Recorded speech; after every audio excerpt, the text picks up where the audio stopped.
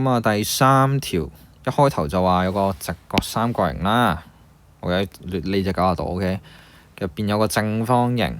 咁啊，畫咗啲嘢出嚟先啦。呢個90度入邊有正方形 A、B 叫111 ，OK 111。B、C 叫148。咁啊，你派 fact 一次啦，111、148咁樣，就知咧底嗰條叫150啦，成條叫150、185。OK， 咁啊要問入邊個正方形嘅面積。嗱，你正常你計正方形咁，你都要邊長乘邊長啊。咁我冇邊長，咁點算？嗱，呢一個數字俾佢先啦。譬如呢個叫呢個英文字母俾佢先啦，叫 Y。咁呢個都叫 Y， 呢個都叫 Y， 呢個都叫 Y。咁我有咩特別咧？嘗試用啲比例去做，即係點咧？嗱，我嘗試企呢隻角度出發睇啦，觀察。你試下觀察成個大嘅三角形啊！你其實有個比例嘅喎，即係佢個比例咪就係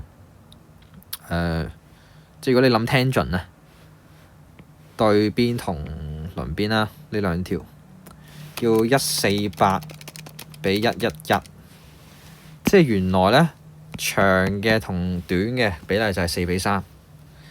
咁跟住咧，又係 similar triangle 啊！呢個其實同大嘅 similar 㗎。點解啊？好簡單啫，呢度90度，兩個90度有 common angle， 係啦。咁啊，你知道長同短係4比3。咁如果呢一個長嘅叫 Y， 咁短嘅叫咩咧？就即係你當攞個1除翻個4/3嘅答案就係咧3/4咁多個 Y， 係啦，呢個係咁。嗱，類似嘅嘢你試下可以喺右手邊做一次。